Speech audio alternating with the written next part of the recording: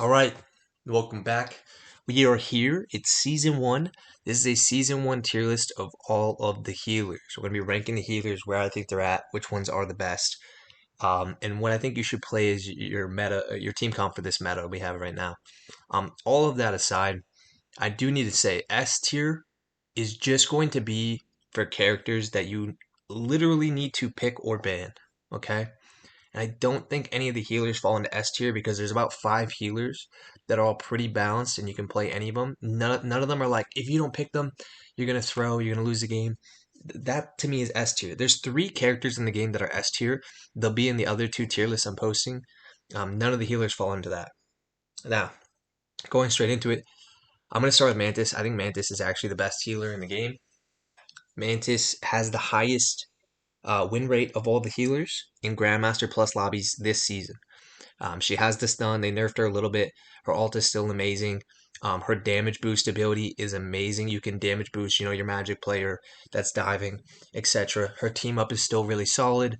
Um, Mantis, again, probably the best healer, but there's about five healers. We're going to get to all of them in a row that you could kind of pick and choose and play whichever one you think you're the best at because they're all so balanced that it doesn't really matter. And another one of those is Luna Snow. I was looking for her, I found her. And Luna Snow has her ultimate's still good, still lasts 12 seconds. They nerfed her a little bit, but they also buffed her team up with Namor. But they nerfed the ultimate, being able to just non-stop switch back and forth between the damage bust and the healing. They made it take half a second now, so it's not as worth it. But she still has the stun. She still has the ice gates for good mobility. Her team up with Namor, like I said, is very, very solid against dive. She's a very good healer. You should definitely pick her. Cloak and Dagger. This is my favorite character in the game, as we know. They buffed the shit out of this character. Now, I put 110 hours into Cloak and Dagger in Season 0. I used Cloak and Dagger exclusively to finish in one above all top 500. Cloak and Dagger in Season 0, I would switch back and forth between Cloak and Dagger instead of reloading because it was very slightly faster than actually reloading. They buffed it this season. So now it's exponentially faster. And I freak out when I see teammates playing this character and they are just reloading instead of switching back and forth to make it quicker. You can get way more healing if you're switching back and forth. They buffed the ultimate. As we know, we get a fourth dash now. And I see people, like I said, this character now has like a 60% pick rate. It's very popular because they got buffed. They're very good. But when the other team has a Magneto, you need to be very strategic with your ult, right? You can use it if you know the Magneto doesn't have his ult, or you can go super high in the sky, right? Cloak and Dagger has a move that lets them levitate and just get 30 feet in the air. And especially if you jump off an elevated surface, you can get higher than Magneto can even look and even hit you with his ult. So you can start your ult 50 feet in the air. You'll do all four dashes in the air, and all the smoke instantly goes to the ground to heal your team. So you don't have to worry about that, and you won't be hit by the meteor. I see way too many cloaks just using this ult blindly and then getting killed by meteor, and then their ult goes away and it was a waste. And I'm like, damn, there's a lot of bad cloak and dagger players now. They also buffed your heal over time bubble. They made it go from 15 seconds to 12 seconds. You get it back quicker. This character has the potential to do the most healing every single game because they have such good abilities. You can bubble your feet, switch to cloak, and basically turn and burn any DPS. Like you can beat Sadlock 1v1 or any of the others. So this character is really, really, really solid. It's again one of those five characters you can kind of pick and choose which healer you want. Now we're going Loki next. I think Loki has the immortality field. It's very, very solid. Loki, you can make a couple clones on high ground. Great survivability with invisibility and the snap to switch. His ultimate should always 90% of the time be copying another immortal ult from another healer. He's very, very good. Does decent damage. Loki's an incredible character. Next, we have Invisible Woman, right? Newest addition to the roster. Her ult is very good. You can sometimes kill through her ult, but most of the time your team is good. She has the push and pull move, which you can push someone off the map. You can pull someone in like a Bucky pull. She has shields that does a lot of damage block. She's just great utility all around, and she's amazing at staying alive. Her ability to go invisible allows your team to avoid getting staggered if your team dies. She's an incredible, incredible healer in this game.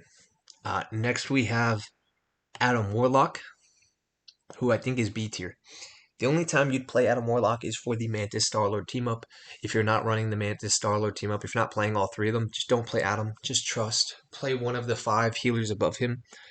Those five healers above Adam, are basically the best healers in the game, and you should always pick two of those five above him if you're not running the Adam Warlock team up specifically, because they all have these immortal ultimates that just keep your team alive and help you win the team fights.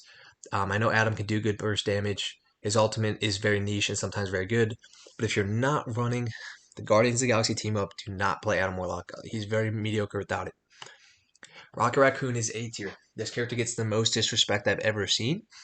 In Grandmaster Plus lobbies this season, he has the third highest win rate of all the healers. He has the best, just whatever you want to call it, right click. I don't know exactly what it is on PC, but his just healing bubbles is the best of all the healers, normal heal moves. He has the revive beacon, which comes back every 45 seconds, brings another teammate back in the game. You should never be dying on Rocket.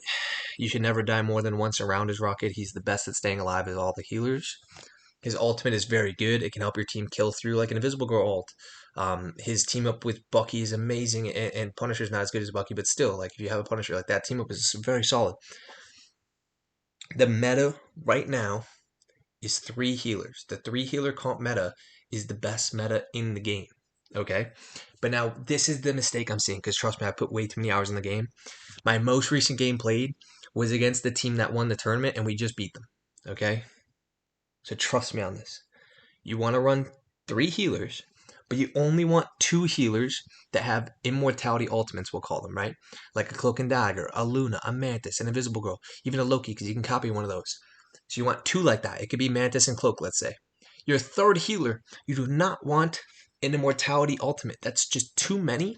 What's going to happen is you're going to have way too many immortality ultimates, we'll call them, like stacked at the same time, where you're trying to wait to stagger them. You just have someone sitting with their ultimate not being able to use it for too long. Okay? So you need two immortality ultimates is perfect. And your third healer, which you want, should be a Rocket. Every time. When you're running the three healer comp, the third healer should be Rocket. Because his respawn beacon is incredible. He'll never die, and his heals are just amazing AoE healing bubbles. Okay? That is the meta. Look at the five healers in front of Rocket on the A tier. Pick two of them and have the third healer be Rocket. You will have if your team is mediocre, like a 75% win rate. You have a 90% win rate if you run this comp and you're decent at the game. It's incredible. It is so good.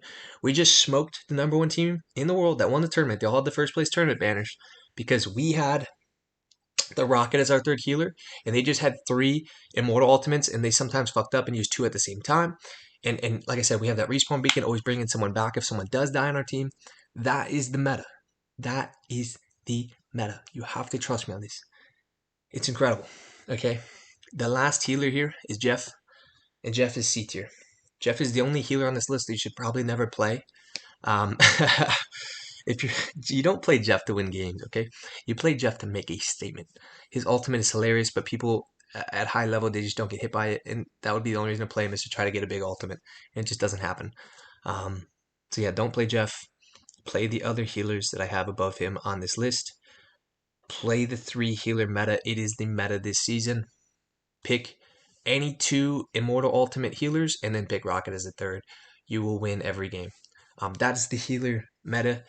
Like I said, there is no S tier because S tier in my head is you either have to pick the S tier character or ban it, and that's S tier for me.